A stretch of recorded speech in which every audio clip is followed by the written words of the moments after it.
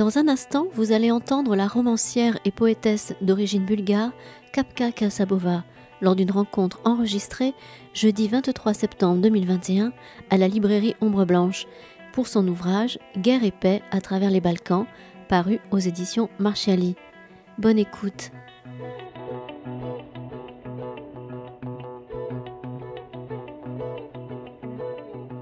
Bon, merci d'être présent. Donc, nous avons le plaisir ce soir de recevoir Kapka Kasabova donc, pour son livre L'écho du lac. Alors, je ne vais pas présenter le livre, en faire un résumé. Je pense que ce n'est pas l'objet de la... C'est pas le plus intéressant. On va essayer de discuter et de voir dans quelle mesure l'écriture de ce livre, qui a été une longue démarche, un arpentage d'un territoire dont vous allez nous parler, a permis de faire émerger une écriture et une conscience d'un lieu qui existe donc dans ce livre et qui devient... alors, on a parlé tout à l'heure d'un principe de Borges dans une nouvelle qui s'appelle l'Aleph, qui est la définition en fait d'un espace qui serait le centre de tout, une circonférence qui serait nulle part et le centre partout, un lieu des convergences, un lieu qui contiendrait tous les autres. Et ce livre, donc L'écho du lac, nous raconte un lieu qui contient tous les autres et qui a ceci de fascinant qu'il développe à la fois toute une histoire européenne contemporaine et plus lointaine, depuis l'Antiquité, et une histoire personnelle qui vient se mêler à la découverte de ces espaces. Donc on peut commencer comme ça, par cette question très simple. Dans quelle mesure ce lac contient tous les autres lieux et est un lieu de convergence pour vous et pour l'histoire contemporaine? Merci David. Bonsoir à tous et à toutes. Merci d'être là. J'adore ce récit de Borges, l'Aleph. C'est pas, d'ailleurs, on va parler beaucoup de la géographie, mais c'est pas un récit forcément géographique. Ah non, c'est psychologique. C'est un escalier dans un quartier de Buenos Aires, quelque part. Il descend. Il faut toujours descendre, n'est-ce pas? Je me trouve toujours dans un état de... Quand je commence les voyages qui font mes livres, le précédent était Lisière, un autre voyage vers une triple frontière, mais de l'autre côté des Balkans, le sud-est, tandis que l'écho du lac est situé dans le sud-ouest. Je me trouve toujours en descente. C'est une sorte de descente dans les ombres. Dans les profondeurs. Dans les profondeurs, surtout là, avec ces deux énormes lacs, les profondeurs ont un aspect spécialement... on peut le dire, l'endroit le plus profond d'Europe. Oui, c'est le lac de Rhyd. Il s'agit de deux lacs jumeaux, on peut dire.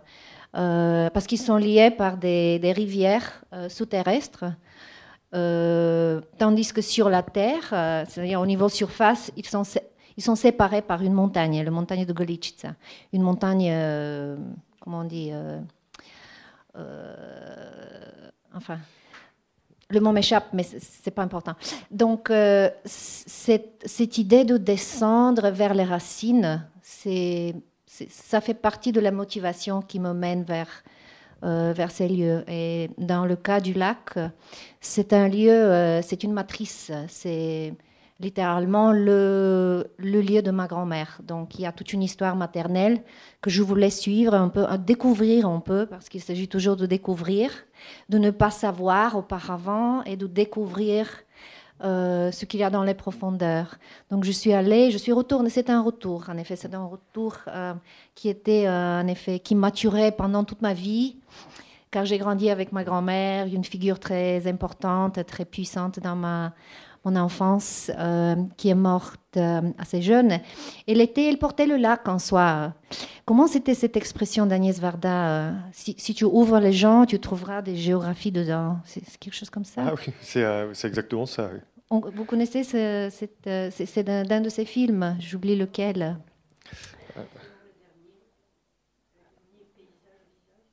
Paysage, visage. Faces are places. Paysage, visage, c'est ça. Et je sentais que dès l'enfance, que ma grand-mère portait justement ce lac énorme, et portait beaucoup plus que ça, portait la Macédoine, portait un fardeau très lourd, que c'était une personne nation. Et pendant une visite, quand j'étais un peu plus jeune, au lac d'Ohrid, un jeune moine, j'ai rencontré un jeune moine, il y a beaucoup d'églises là, donc on rencontre des moines et des nonnes des fois. Et un jeune moine m'a dit qu'est-ce qui t'amène ici? Et j'ai dit bon, ma grand-mère est d'ici, toute ma lignée maternelle. Et il a dit ta grand-mère est morte, elle est enterrée où? J'ai dit pas là, elle est enterrée à Sofia où elle habitait. Il m'a dit c'est pas grave, elle retournerait ici parce que le lac d'Ohrid c'est un point où les âmes retournent. Donc ce thème du lieu qui rassemble Oui, c'est ça. Rassemble les âmes des morts et des vivants. Ça a dû être un thème pour moi dès le début, mais inconsciemment peut-être. D'accord. L'inconscient est justement assez présent dans le livre, puisque vous laissez un peu dériver aussi sur les lieux, et ces lieux ont un effet sur vous qui transforme peu à peu l'expérience que vous avez des lieux. Et il y a une question qui revient justement en permanence, qui est un peu frontale au début et qui vous bouscule, et qui revient comme une antienne dans le livre, et qui est justement à qui appartenez-vous? Et on vous la pose plusieurs fois. Après, vous la posez. Et donc, je me demandais si c'était pour ça que vous étiez reparti au départ, pour savoir à qui vous apparteniez. Parce que la particularité de ce lac, c'est que c'est une triple frontière. Aujourd'hui, entre Albanie, Macédoine du Nord et Grèce. Donc, c'est un endroit où, en fonction des fluctuations géopolitiques, et puis c'est un hyperlieu des convulsions historiques c'est les Balkans. Et c'est le cœur des Balkans. Et donc voilà, je me demandais, comme cette question revient, donc si vous aviez résolu cette question. C'est une question très patriarcale, n'est-ce pas? À qui appartenez-vous? Surtout adressée à une femme. Et la ville parce qu'il faut qu'une femme appartienne toujours à quelqu'un ou à quelque chose. Et en effet, la ville d'Ohrid et en général la Macédoine, on va revenir peut-être à la question de ce que c'est la Macédoine, qui est présente dans le livre. Ce n'est pas peut-être une question centrale, mais quand même. Ah oui, les questions de... Oh, vous nous entendez bien, là? Oui. Merci. Donc, la question à qui appartiens-tu? Ça fait partie vraiment cette mentalité d'appartenir, d'être défini très clairement. Pour moi, comme femme, ça fait partie un peu de l'héritage patriarcal de cette partie des Balkans, de l'Europe. Et il faut dire que c'est tout à fait normal, car l'Empire ottoman n'a quitté la Macédoine qu'il y a 100 ans. Et c'était un processus long et pénible. Et je parle de tous les conflits visibles et invisibles. En fait, le sous-titre du livre est... Il n'y a pas de sous-titre en français. Ah, il n'y a pas de sous-titre en français? Non, justement, oui, je voulais en parler. Bon, c'est encore mieux. Ouais. Mais en anglais, le sous-titre, c'est... un voyage dans balkanique entre guerre et paix. De guerre et de paix. Ouais. Donc, les thèmes de ce que c'est la guerre, le conflit, et ce que c'est la paix, ça fait un peu... ouais, c'est ce qui m'a fait, en effet, c'est ce qui m'a fait oser, avoir le courage de commencer ce voyage. Car la question du conflit à l'intérieur des familles et de ce que j'appelle la douleur, avec un grand D dès le début c'est le commencement du voyage. La douleur dans la famille. D'où vient cette douleur qui se passe de mère en fille? D'où vient la douleur? Et la douleur vient du conflit. C'est ce que j'ai découvert en voyageant, en découvrant les histoires des gens des lacs, pas seulement de ma propre famille. Mais très vite, je me suis donné compte que je m'intéressais aux gens des lacs. Et ma famille est partie de ça, mais les gens de lac, voilà, les histoires du lac. Et c'est les conflits continus qui créent cette douleur, cette souffrance héritée.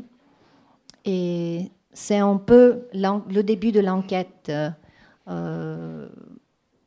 On touche là à la psychologie déjà. Et oui, mais justement, oui, j'avais. Alors, il y a un livre que moi j'aime beaucoup aussi, qui est de Pierre Bayard, qui s'appelle Comment parler des lieux où l'on n'a pas été, et dans lequel justement il dit qu'après les travaux de Freud et d'autres psychiatres qui ont étudié les différents syndromes du voyageur, nous savons aujourd'hui que partir loin de chez soi est non seulement susceptible de provoquer des troubles psychiques, mais peut même conduire à devenir fou. Donc, après, il explique qu'en fait, pour bien connaître un territoire, parfois, il vaut mieux ne pas y aller et l'arpenter, notamment dans les sources littéraires. Et alors, cet aspect psychologique, justement, avec cette question très violente, à qui appartenez-vous, il soulève quelque chose d'assez important dans le livre, je pense. C'est justement que vous écrivez d'une voix différente de celle des hommes qui sont quand même... La majorité des témoignages de cet ordre sont des témoignages d'hommes. Et du coup, en suivant cette lignée de femmes donc, qui remonte jusqu'à votre grand-mère, vous prenez un biais qui livre une géographie différente de ce qu'elle aurait été si elle avait été écrite par quelqu'un d'autre, forcément, mais avec un angle particulier. Et alors c'est ce que moi j'appelle de la psychogéographie. Et vous en parlez à un moment vers la fin du livre. Et je me demandais dans quelle mesure, du coup, cette histoire familiale vous avez conduit à voir alors vous parlez de la violence, mais à approcher ce territoire de façon différente de la façon dont il est vu en permanence, notamment parce que c'est un territoire qui a été occupé par l'Empire ottoman et gangréné par la violence depuis, et vu de l'extérieur aussi beaucoup. Quand vous dites les Balkans, c'est nous. C'est vrai qu'en Europe, on a l'impression de connaître les Balkans parce que c'est la poudrière. Mais finalement, on s'aperçoit qu'on ne connaît absolument pas les Balkans de cette façon. Donc, voilà, ma question est un peu confuse du coup. Mais, on ouvre des questions différentes là. D'abord, je reviens à la question du point de vue féminin. Du point de vue féminin, ce qui est très important. J'avais du mal à trouver suffisamment de femmes, parce que les hommes souffrent plus du chômage dans cette région, donc ils sont plus disponibles. Ils flottent, ils flânent. Donc ils sont faciles à trouver. Les guides de montagne sont normalement des hommes. Mais finalement, ce n'était pas important car il s'agit plutôt de chercher le petit récit, le récit personnel, qui pour moi est beaucoup plus intéressant que l'histoire officielle, qui est toujours purifiée d'une certaine façon, comment on dit, homogénéisée. Toutes les histoires nationales souffrent de cet effet homogénéisé, n'est-ce pas? Ce qui m'intéresse, c'est ce qui est hétérogène, de varié, de multiple, de polyphonique, de polyglotte. Et dans les Balkans, on le trouve beaucoup, parfois dans un état éparpillé, dans un état de dépouille, mais il existe toujours. Et je suppose que c'est des endroits... Ce qui m'attire, c'est des endroits, des territoires où cette polyphonie, cette mosaïque originelle et ancienne existe toujours et est toujours préservée. Et les lacs sont un territoire comme ça. Que vous arpentez du coup comme Hérodote, en menant une enquête et en collectant pour faire émerger une histoire faite de cette mosaïque de récits. J'aime bien, on le disait tout à l'heure, j'aime bien l'idée hérodotique, n'est-ce pas? Exactement. De l'histoire, cette idée généreuse de l'enquête historique comme une chose multidisciplinaire, c'est-à-dire pas comme une chose qui appartient strictement au passé, mais qui nous touche toujours, nous les vivants, ce qui est en effet le cas. Nous le vivons tous les jours, le passé dans le présent. Et ce n'est pas que j'ai essayé de faire ça, mais c'est le caractère, le personnage de ces endroits, de ce territoire, a dicté justement cette forme du livre qui est un peu hybride, qui veut inclure de l'écologie, des histoires familiales, de l'enquête ancestrale. J'étais poussée vraiment à le faire par l'archéologie du lieu, par les différentes strates. Oui, strates. Différentes strates que j'ai découvert en commençant avec la strate du récit familial. Qui était ma grand-mère? D'où venait-elle? D'où vient cette douleur? Je retourne, je rencontre mes cousins. C'est un peu un point de départ. On a toujours besoin d'un point de départ. Mais je me suis vite aperçue qu'il s'agit aussi d'une écologie remarquable, car les Balkans, c'est d'abord une géographie magnifique, avec des ressources naturelles plus ou moins préservées par rapport à l'Europe de l'Ouest. On est en train de les détruire très vite, mais toujours dans un état... voilà. Donc toutes ces voies se sont ouvertes et j'ai essayé un peu de suivre toutes ces voies qui mènent vers le lac et à partir des lacs. Il y a même un chapitre qui s'appelle Roads, chemin. Oui, chemin. Oui. Chemin. Non, mais c'est ce que... Oh, pardon, je vous écoute. Non, j'allais dire que ce chapitre parle de l'histoire soufie, de l'islam mystique dans les Balkans, que je découvre à partir d'une personne, d'une femme qui s'occupe du tekke des derviches, le dernier tekke des derviches en Ohrid. Ouais. Des derviches tourneurs. Ouais. Tourneurs, ouais, c'est un islam mystique très ancien et je n'en savais rien. Et je l'ai découvert en buvant du thé avec cette femme qui s'est convertie à l'islam. Elle était chrétienne, en tombant amoureuse du derviche principal du tekke dans les années 60. Et c'est une histoire très, très intéressante, très balkanique, très polyphonique. Et on a déjà fait mention des Ottomans. Mais en effet, la violence qu'on associe au Balkan ne vient pas principalement des Ottomans. C'est plutôt le processus de débâcle. Ah oui, et ce que vous appelez l'ethno-nationalisme. Oui, c'est la montée de l'ethno-nationalisme vers la fin de l'Empire, comme la fin des empires partout, aussi dans le monde arabe, la fin des grandes colonies. On donnait un peu le start aux ethno-nationalismes. Et c'est de là que vient la principale violence dont j'ai trouvé des traces partout dans les corps, dans les récits des gens et des familles du lac, y compris la mienne. Et oui, c'est quelque chose qui traverse votre famille. Et alors, pour ce que vous disiez, c'est vrai qu'à un moment, vous écrivez « Le lac d'Ohrid fait partie de ces endroits sur Terre qui vous donnent l'impression d'avoir rendez-vous avec le destin. » Et c'est vrai que on a vraiment l'impression que vous avez, comme ça, cet endroit vous a permis à la fois de comprendre et d'aller plus loin que ce que vous étiez venu chercher. Et c'est vrai que la question qu'on se pose justement, c'est qu'est-ce qui a mal tourné au bord de ce lac? Parce que quand vous le décrivez, c'est un endroit c'est un endroit magnifique, des montagnes, une eau, un lac immense, des eaux profondes. Et la question qu'on se pose, c'est en fait qu'est-ce qui a mal tourné? Pourquoi c'est là que se sont cristallisés? Alors oui, il y a eu les occupations successives, on était aux lisières de tous les empires au début du XXe siècle. Mais qu'est-ce qui a mal tourné exactement à cet endroit, dans les Balkans?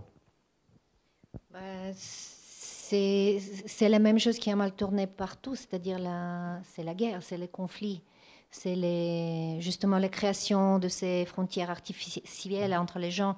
Je commence avec l'exemple de ma grand-mère qui est d'une famille macédonienne. Elle se sentait bulgare, mais ses frères se sentaient yougoslaves parce qu'ils étaient divisés par la frontière pendant la guerre froide. Donc il y a des divisions dans les familles et les nations ne sont que de grandes familles.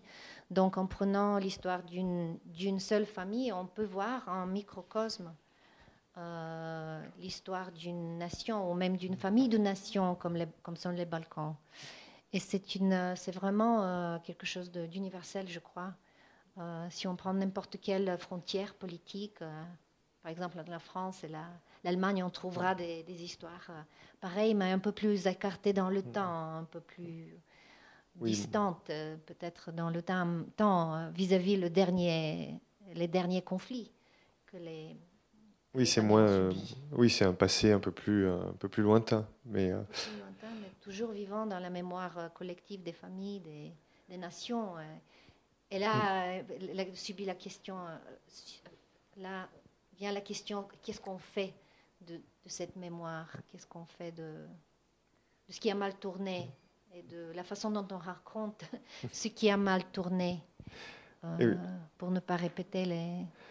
Et oui, justement, vous expliquez que l'histoire est en permanence réévaluée en fonction des ethno-nationalismes. Et vous citez, il y a enfin, je vous cite, vous citez, vous, un pêcheur dont vous pourrez nous parler, c'est Tino, non, le pêcheur? Un personnage, un des nombreux personnages absolument singuliers que vous rencontrez au bord du lac, et qui a cette phrase... la nature, je lui fais confiance, alors que l'histoire, pas du tout, elle change trop vite. Tous les 5 ans, il y a une... Ah non, c'est Danny, il s'appelle, pardon. Alors que l'histoire, je ne lui fais pas confiance. Et est-ce que d'aller dans ces lacs, du coup, c'est une façon de faire confiance à la nature, aux Balkans, dans ce qu'ils ont de meilleur, pour essayer justement d'oublier les manipulations historiques et les réécritures systématiques dans ce que la nature propose de plus immuable? Oui, c'est un personnage précieux. C'est un jeune guide, en effet, qui fait croiser les gens à des groupes de touristes. Sur le lac de Prespa, il y a 2 îles remarquables sur le lac de Prespa, qui est un lac beaucoup moins visité, beaucoup moins compris. C'est un lac assez mystérieux, peu étudié. Et bon, il raconte des histoires... Il trouve ça difficile de raconter l'histoire. Il y a beaucoup de ruines sur ces îles des royaumes du tsar Samuil, des ruines byzantines, etc. Donc il y a des ruines intéressantes, mais il se méfie au récit, à l'idée même du récit historique. Parce que comme il a dit, chaque fois qu'on change de gouvernement, notre histoire change, elle aussi. Donc là, je l'évite, donc je me sens mieux avec la nature. Et c'est vrai que pour lui, par exemple, c'est quelqu'un qui a grandi sur les côtes, sur les rivages. Oui, les rivages. Les rivages de ces 2 lacs, il est tout à fait sensibilisé à la nature. Mais pour lui, le grand problème, la tragédie, c'est de voir comment l'écologie des lacs est en risque, comment disparaissent. Par exemple, il me parlait des tortues. Le lac de Prespa, c'est une localité importante pour la population de pélicans, de tout autre oiseau, de tortues, d'autres espèces. Et il m'a parlé de ça parce qu'il observe ça de très près. Il voit ce qui se passe et pour lui, c'est le récit qui compte. Et il a raison. Et en effet, depuis que je suis allée au lac de Prespa, le niveau de l'eau a continué à baisser. Et depuis les années 50, quand on a introduit l'industrie, l'agriculture de masse, l'agriculture extensive, ouais. parce qu'il y a Intensive, beaucoup intensive. Le niveau de Prespa a baissé de quelques mètres, ce qui est vraiment dramatique. Et ça représente ce qui se passe partout. C'est un microcosme. Oui, c'est un hyperlieu, un lieu qui concentre tous les autres. Et ce qu'on disait de Borges et de l'Aleph. Mais du coup, par rapport à cette histoire qui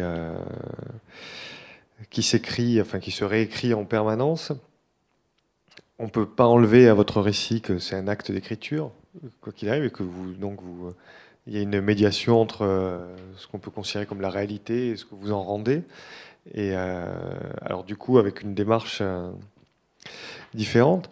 Mais alors moi, ça me faisait penser, du coup, on en a parlé tout à l'heure aussi, à Roland Barthes, qui disait que le fait était un acte linguistique et qu'à partir du moment où on décidait d'un événement, on créait un séquençage historique qui était déterminé par toutes sortes de ressorts psychologiques. Et donc, est-ce qu'on peut dire la même chose d'un lieu? Est-ce qu'avec votre récit, vous avez fait du lieu un acte linguistique? D'ailleurs, vous avez créé Auride pour justement le placer au centre de ce qui étaient vos préoccupations et puis de ce qui devient après des préoccupations géographiques. Est-ce que vous avez créé Auride?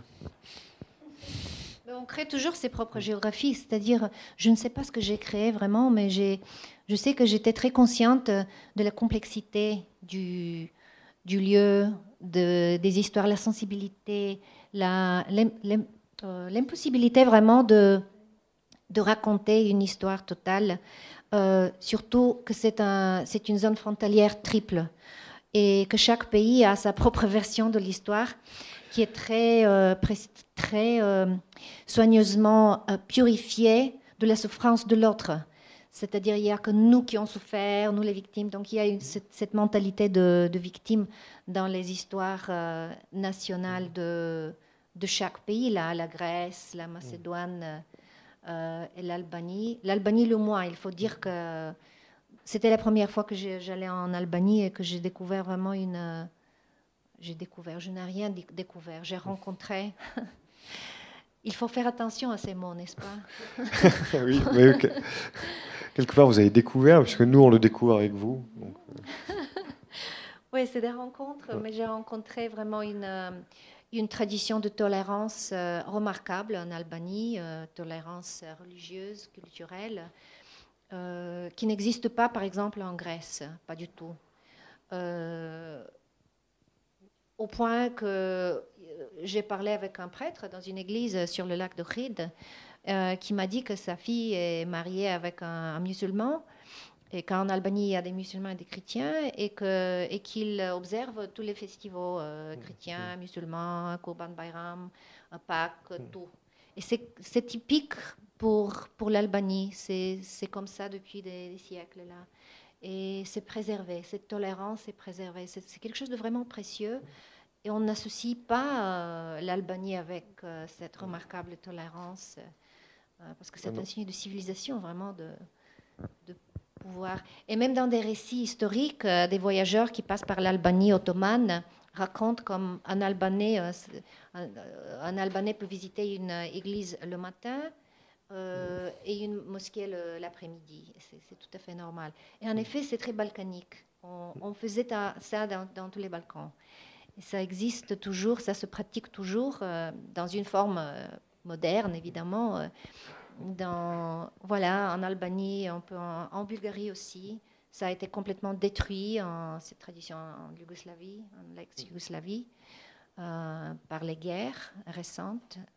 Et en Grèce, ça n'existe pas, parce que là, il y a eu un processus d'hellénisation un peu. Je parle un peu de ça. Oui. De la guerre civile grecque, qui est un autre chapitre dans notre histoire commune européenne dont nous ne parlons pas. Ouais. La seule où les collabos ont été les héros, vous dites. C'est vrai qu'on en parle peu, alors que oui, c'est une histoire inversée de l'après-guerre en Europe. C'est une histoire totalement inversée. Ouais, en effet, c'était la première guerre chaude de la guerre froide, n'est-ce pas?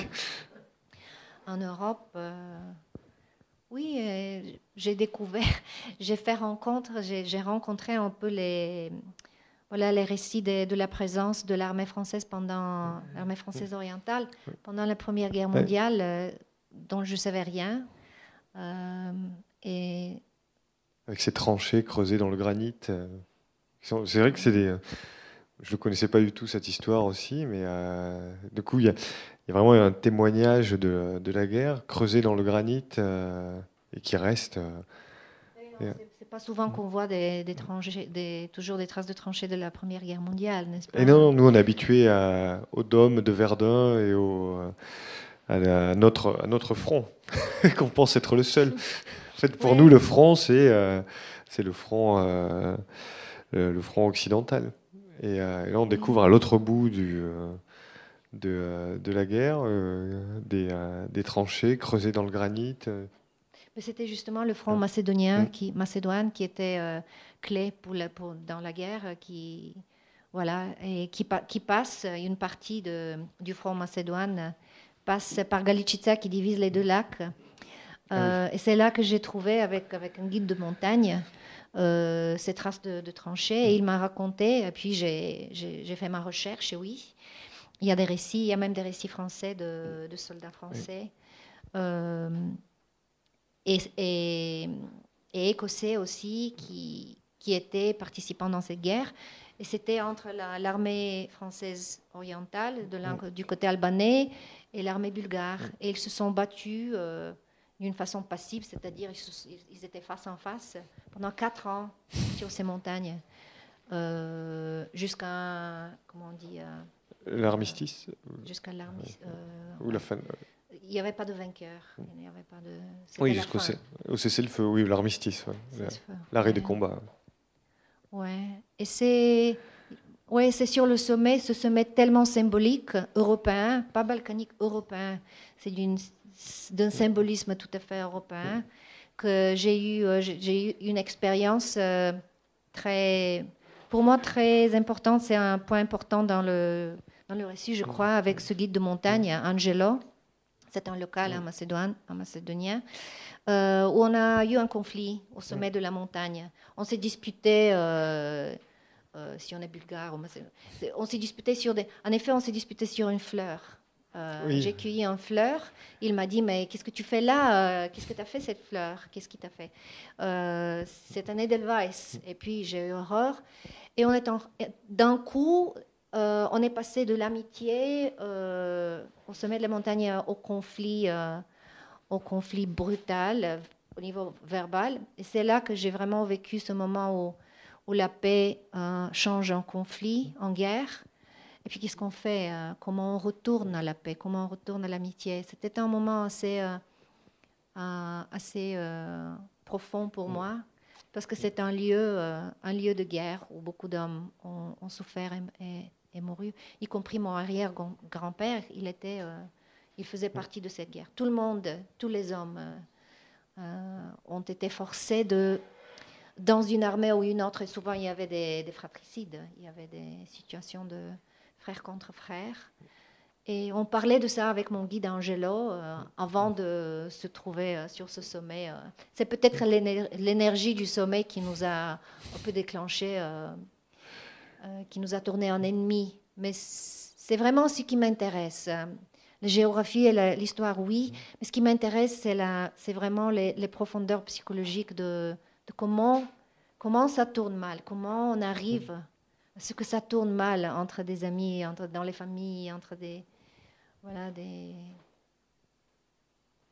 Et pourquoi il y a cette douleur et cette violence qui reste. Du coup, puisqu'on parlait justement de l'engagement pendant la guerre, il y a un personnage, vous dites quelque chose d'assez... Alors, à la racine de ça, donc il y a votre grand-mère, mais il y a Costa, qui est donc le premier à partir.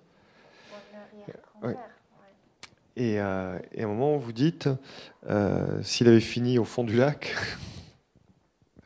tout aurait été réglé. Oui, je n'existerais pas. Oui, j'ai découvert un peu l'histoire de la croisée du lac. C'est 33 km en bateau, en ramant. Oui. De mon arrière-grand-père qui s'échappait des autorités à l'époque, des autorités serbes, car il il y avait un changement d'autorité chaque année.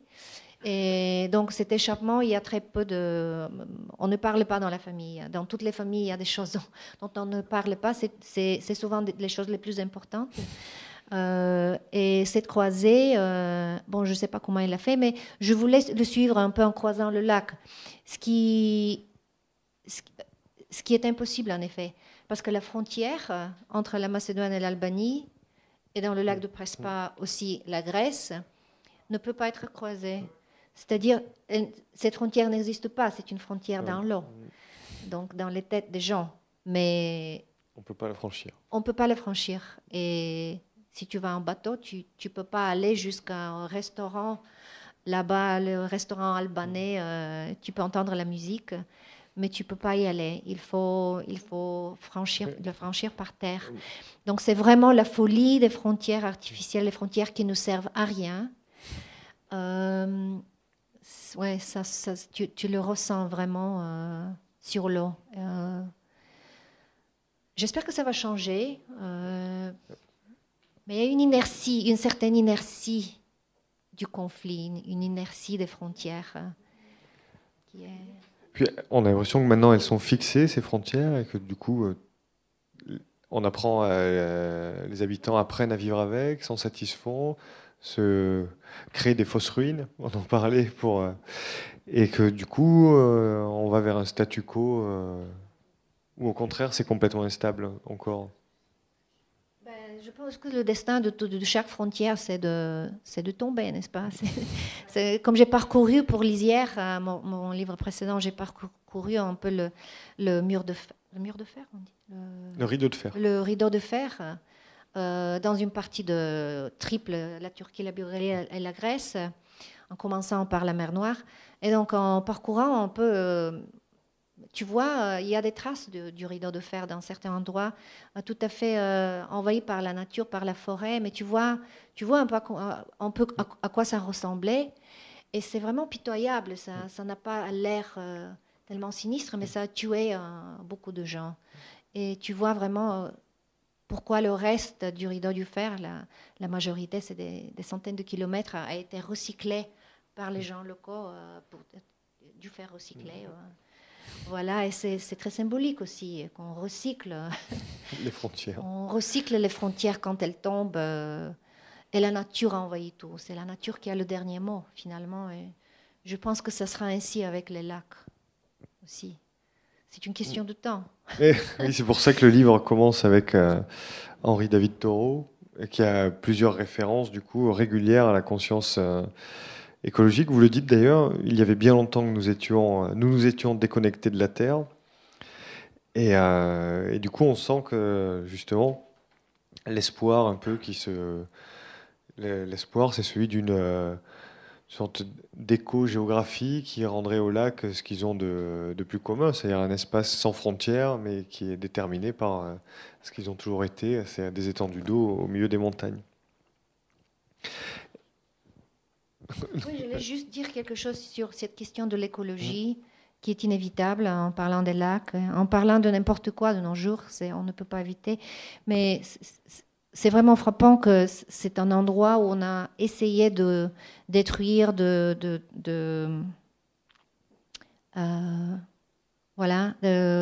détruire l'écologie culturelle qui existe depuis longtemps.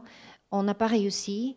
Mais l'écologie est quand même un peu, elle n'est pas ce qu'elle était, surtout après la dernière guerre, la guerre civile grecque, et après les conflits les guerres de l'Yougoslavie qui ont un peu pénétré dans l'Albanie et la Macédoine de façon secondaire, mais quand même ils ont eu un effet nocif.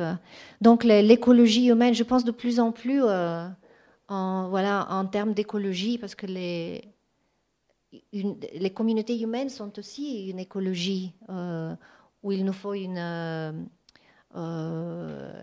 variété, une diversité. Sinon, on a la monoculture. Et la monoculture, c'est bientôt la mort. Et c'est un peu comme ça que la nature supère un peu l'écologie naturelle, supère. Elle est plus magnifique, elle est plus forte que les œuvres humaines, que que le travail de ces guerres. Et Oui. j'y trouve quelque chose de vraiment inspirant. Non, c'est vrai que non, du coup, ça me fait penser là ce que vous dites sur tout ce travail humain de production d'histoire. Il y a cette citation de Churchill que vous reprenez à propos des Balkans. Il dit à propos des Balkans, pardon, qu'ils produisent plus d'histoire qu'ils ne peuvent en consommer.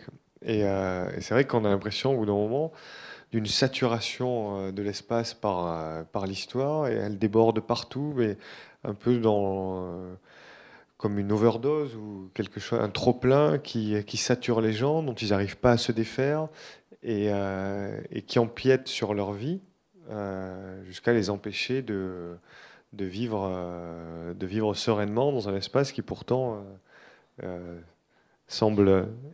Oui, complètement. C'est complètement magique, c'est ça, et paradisiaque même. Mais c'est un peu la condition humaine, n'est-ce pas? Et il y a une autre expression, j'oublie qui c'était, un autre homme politique anglais, et que les Balkans sont un laboratoire de l'histoire. Mais il faut quand même faire mention du fait que c'est pas... Enfin, le thème de ce que nous subissons de l'extérieur, c'est-à-dire, par exemple, les forces des colonies qui se défont très lentement et péniblement et avec grande violence, l'Empire ottoman, mais aussi les grands empires européens. C'était au fond de la Première Guerre mondiale. C'était la fin des grands empires. Et c'était une guerre territoriale. Donc, ça s'est déployé. Ça c'est un des grands théâtres de ce dernier acte colonial était les Balkans, était le front macédoine. Et beaucoup d'Européens ont péri dans ces guerres. Les chiffres sont vraiment accablants. Il y a une bataille sur le front macédoine. Maintenant, la frontière, c'est une montagne partagée par la Grèce et la Macédoine, où 12 000 soldats anglais sont péris dans une seule bataille. C'est atroce. Et donc, il s'agit de ça. Il s'agit vraiment de l'agonie coloniale. Et oui, il y a des nationalismes triomphants. Oui, c'est vrai qu'on ressent, oui, c'est les derniers soubresauts des colonies. Mais c'est vrai que du coup, cette violence, elle sature les populations, et jusqu'à voilà, des combats vous parlez beaucoup juste de la façon dont on peut appeler le pays pour la Macédoine, les conflits avec la Grèce pour le nom même de Macédoine. C'est-à-dire, on ne sait même plus comment nommer un espace à force de se le disputer.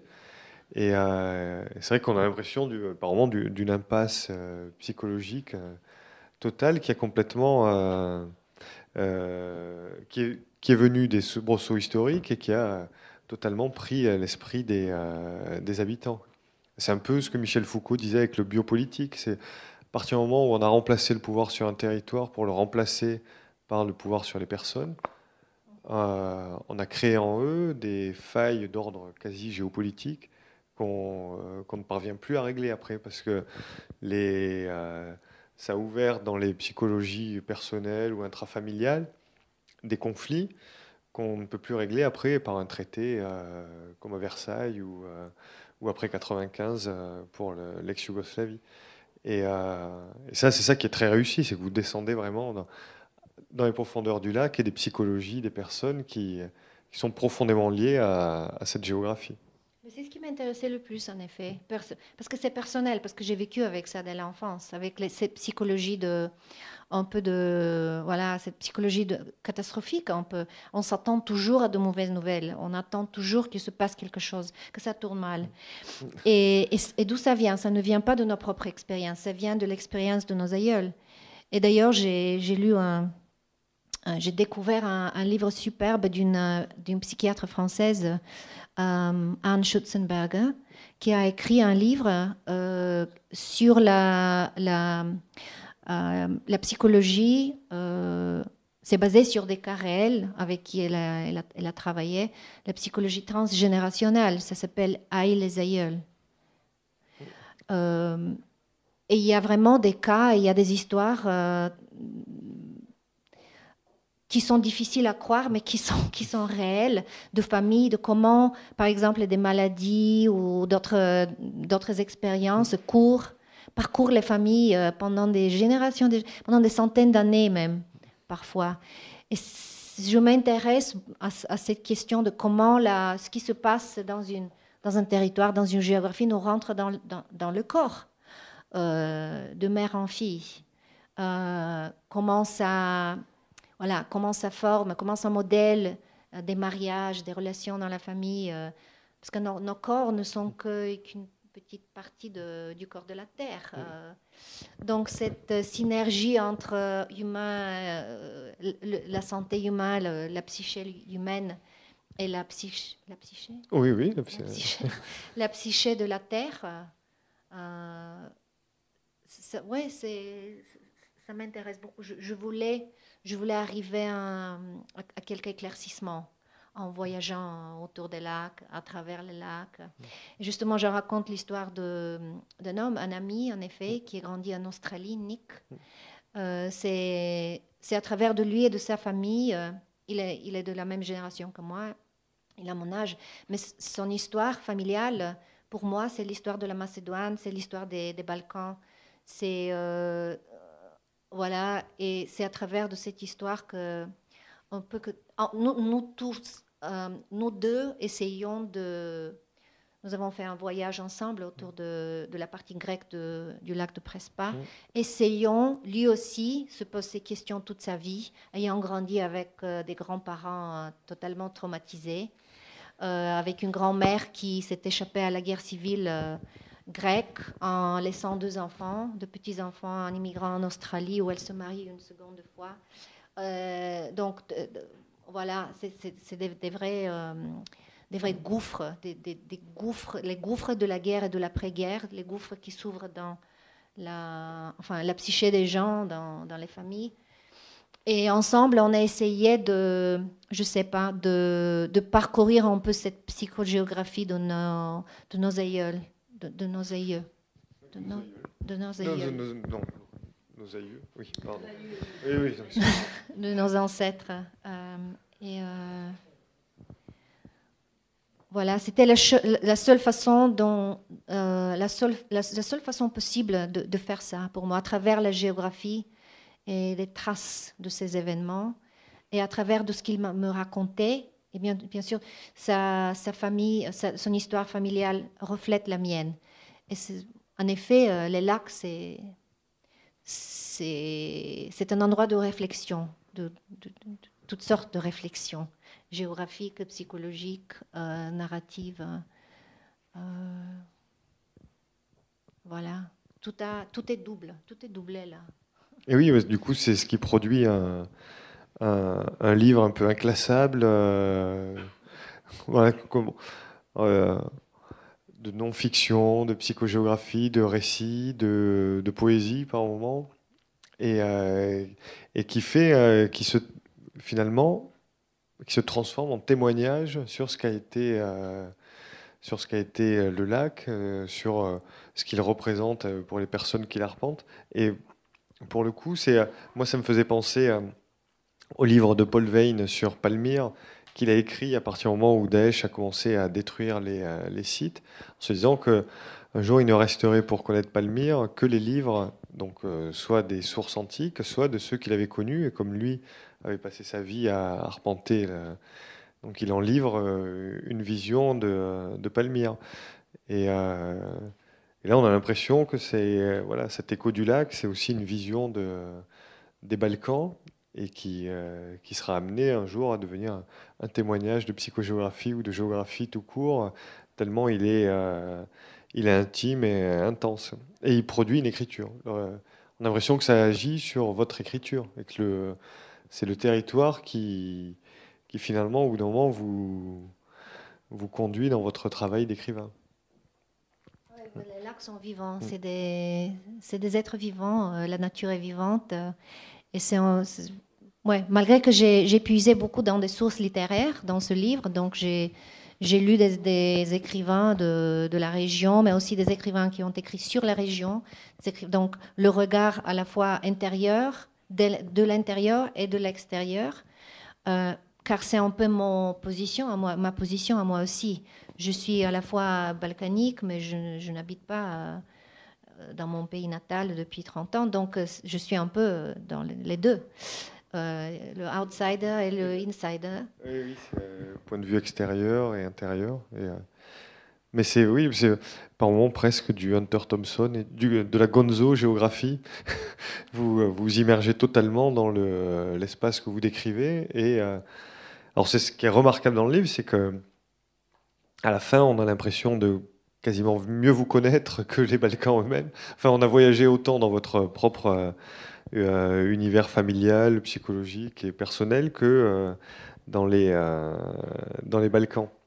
Alors peut-être on peut lire un extrait du coup pour que... J'allais dire justement que la phrase ouvrante du livre, c'est les Balkans, c'est nous. C'est ce que ma grand-mère disait toujours, les Balkans, c'est nous. En désespoir, mais aussi avec amour. Et c'est quelque chose qui s'applique en dehors des Balkans, au-delà des Balkans, je crois. La balkanisation. Oui, des esprits. Des esprits, voilà. Je ne sais pas si on va lire quelque chose ou si quelqu'un a un commentaire à faire. Peut-être des questions ou sinon un extrait. Est-ce que certains souhaitent poser une question? Peut-être qu'avec le micro, ce sera plus facile. Comment? Je vais vous passer le micro.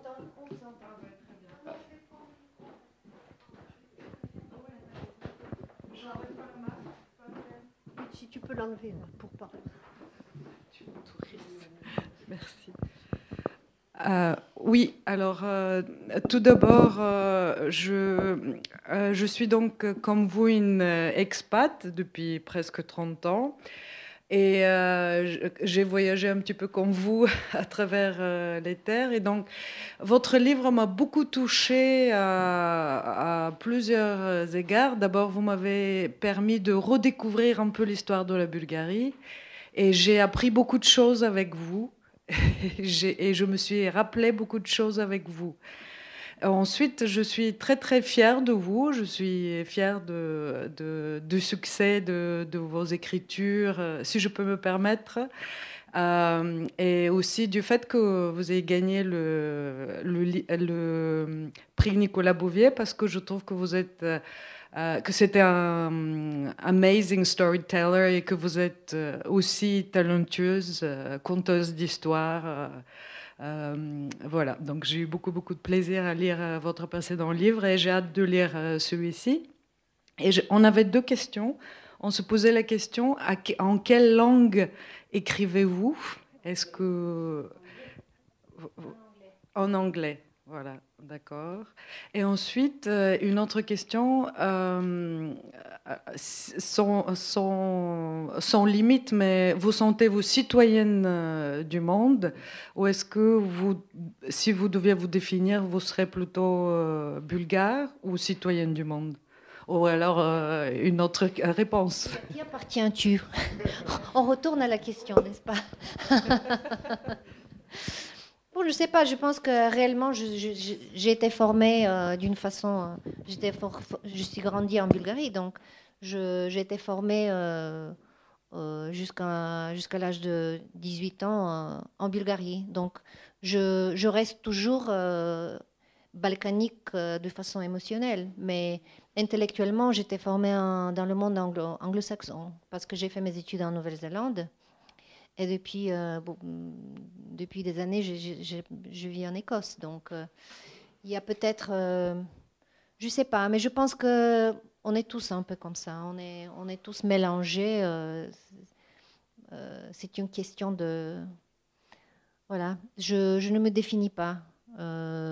Pour moi, l'important, c'est où me mène le prochain voyage de découverte, qu'est-ce qui me motive à découvrir voilà, ce que je dois découvrir. en moi-même, parce qu'il faut toujours commencer à l'intérieur. Et pour moi, la géographie a toujours été... et c'est pour ça que je n'aime pas les définitions, car la géographie, c'est quelque chose d'indéfini, d'infini. Et pour moi, la géographie, dès l'enfance, c'était quelque chose à la fois extérieur et intérieur. Et c'est pour là, peut-être, qu'on a même inventé le mot psychogéographie, n'est-ce pas, pour décrire cet état, cette sensibilité. Ouais, que si tu ouvres les gens, tu trouves des géographies. Voilà.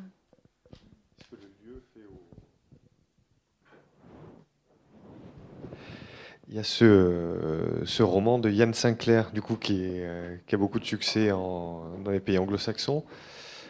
Je sais pas, vous le connaissez, London Orbital. Yann Sinclair. Ouais.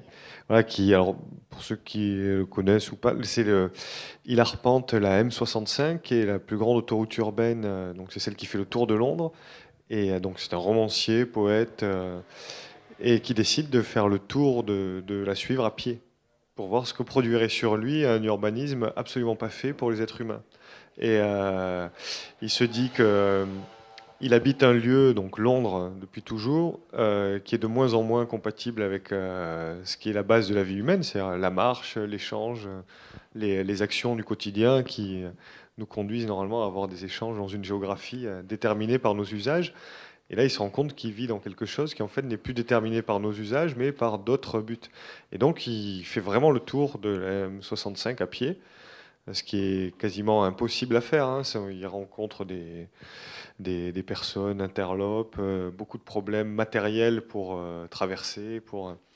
Et le livre, qui est qui est un peu le chef-d'œuvre de la psychogéographie, qui est très dur à lire aussi, parce que il est comme l'espace qu'il décrit, en fait. Et quand on est dans le livre, on se dit ah oui, mais en fait, il n'y avait pas d'autre moyen de décrire ça. C'est vrai qu'on peut lire des études géographiques de la M65, des autoroutes urbaines ou de la métropolisation, mais en fait, ce qu'il livre, lui, est d'une préscience et d'une conscience que d'autres pratiques ne peuvent pas ne peuvent pas donner. Et en fait, on se dit à la fin que ça relève juste de l'arpentage et qui revient à Hérodote ou à ce qu'on faisait dans l'Antiquité. C'est-à-dire qu'on voulait voir ce qu'était un lieu, on y allait.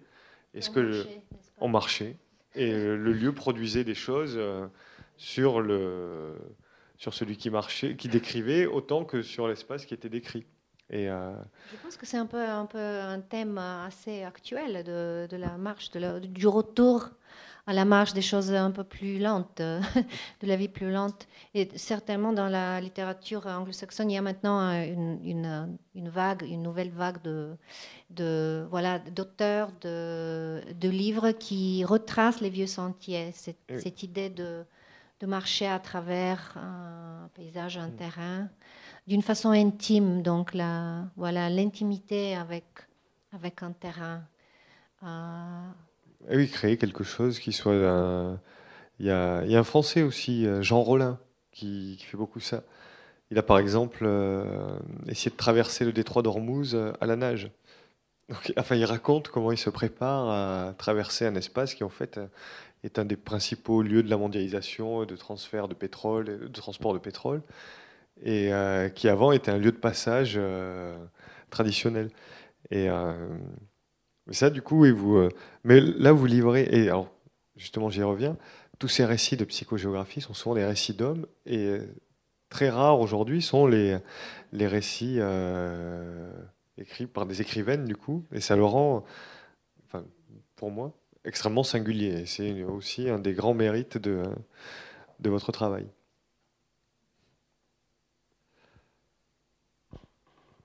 Il y a d'autres questions ? Oui, j'entends que vous vivez en Écosse et du coup ça me fait penser à un autre auteur que je trouve important, qui lui a mis en place un concept qui s'appelle la géopoétique, c'est Kenneth White. Et si vous connaissez, quel est votre sentiment à propos de cette disposition aussi qu'on a par rapport au monde et aux choses dans un voyage lent comme lui peut le pratiquer, mais qui est en lien aussi avec des grands auteurs qui l'accompagnent depuis toujours. La géopoésie. Géopoésie. Oui.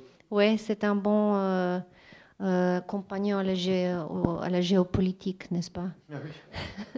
On a C'est besoin mieux. de géopoésie.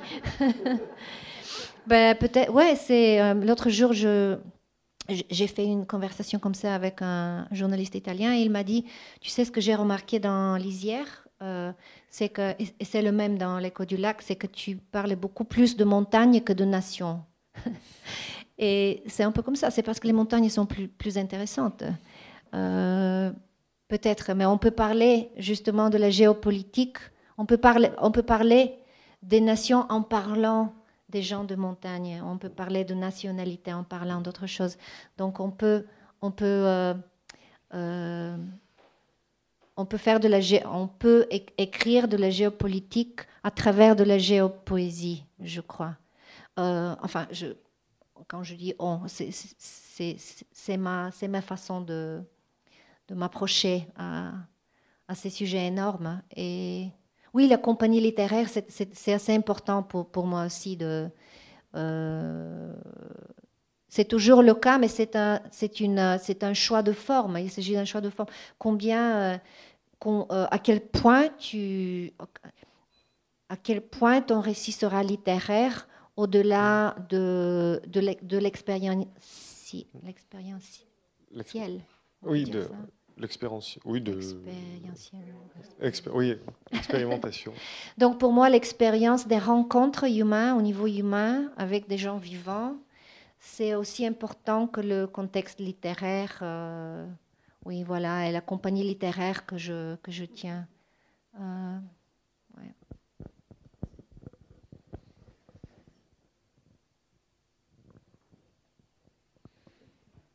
D'autres questions?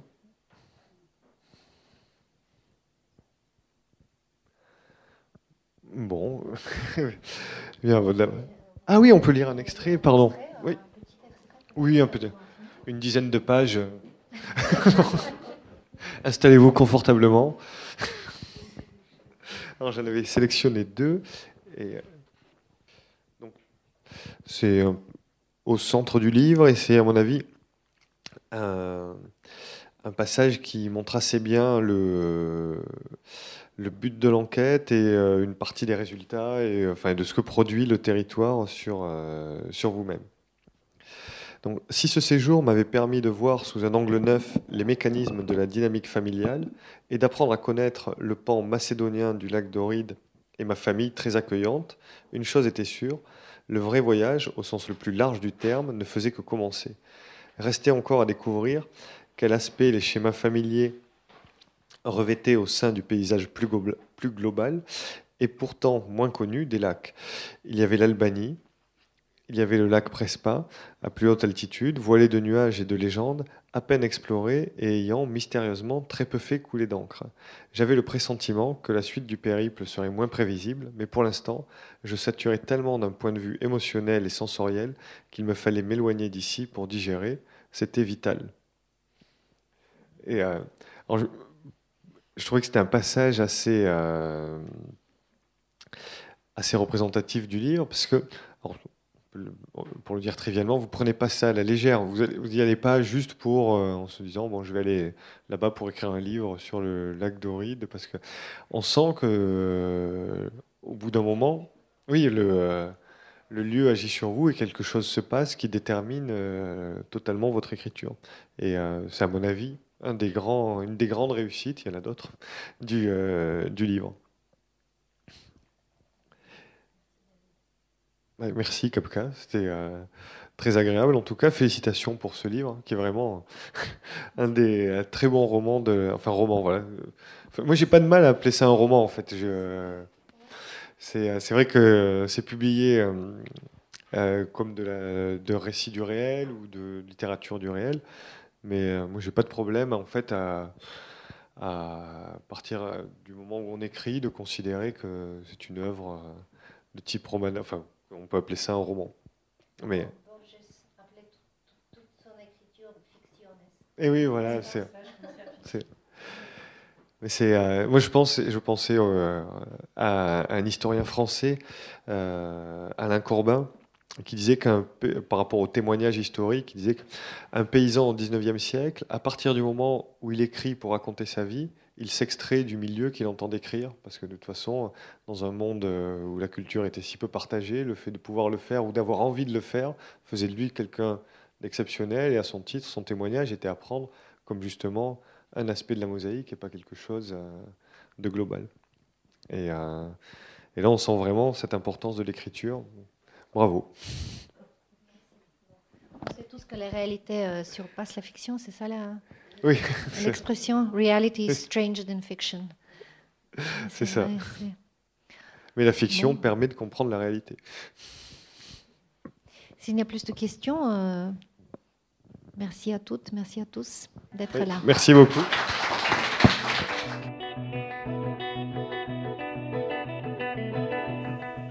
Il s'agissait de Kapka Kassabova, autrice de Guerre et paix à travers les Balkans, aux éditions Marchiali, lors de sa venue à la librairie Ombre Blanche, jeudi 23 septembre 2021.